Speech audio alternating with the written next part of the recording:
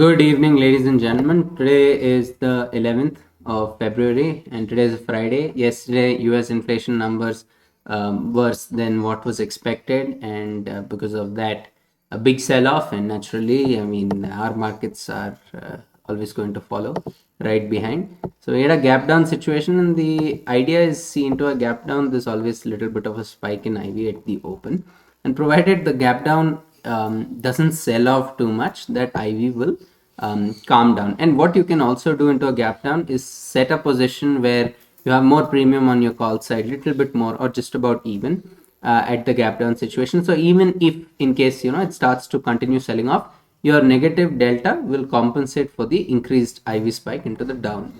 What was my idea for today? Okay, look, we have had this gap down. There should be a good support here. I mean, initially the idea was this will act as a support.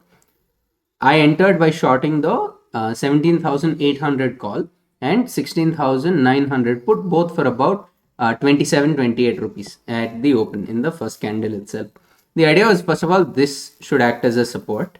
It almost did but didn't, and if not, here there should be a support. So the put side shouldn't rise that much, but that wasn't the case as we headed here. So I'll just go over the timeline of events.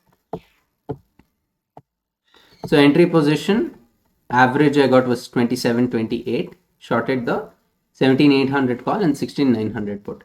Now into the down move, just as we started testing this low over here, I moved down my calls further to 17,650. The idea was to have little bit more premium.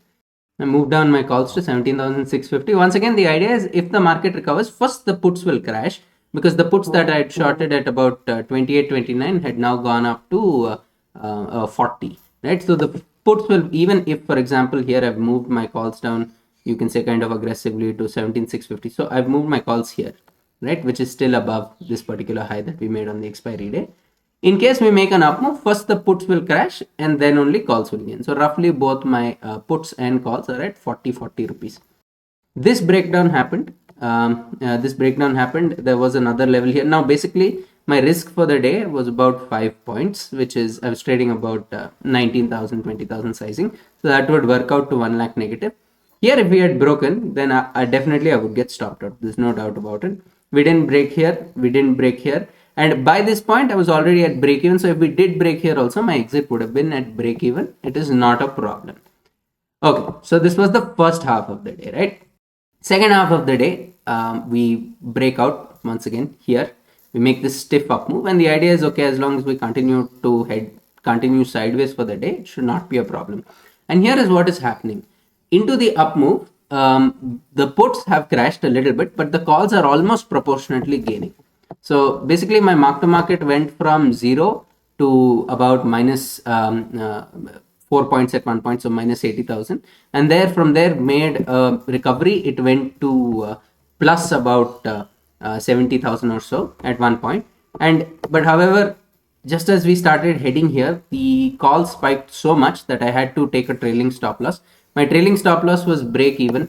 So as soon as I hit break even, I took the exit. The thing is, even if I had not made any adjustment to my position from the opening, it would have made only about 4 points of profit. So there hasn't been a big fall off in premium intraday.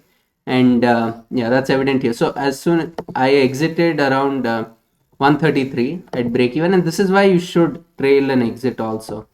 You see, 133, I exited around 50 rupees at 49.50 rupees. Just as we were heading here. From there, it has gone all the way till 60, and now it's crashed back down. So actually, I would have ended up booking a loss, because even if I hadn't booked here, I would have booked at 5-point loss, which definitely would have gotten hit. So yeah, it's not particularly the day where strangles and straddles would have made money. Even if you made a bare minimum adjustment, it would have backfired. So yeah, this is the kind of day where you just take an exit at break even, because otherwise your only hope is to sit and pray that the market comes back, and one cannot trade like that. So uneventful Friday, but at least not a day where a loss has been taken. Yeah.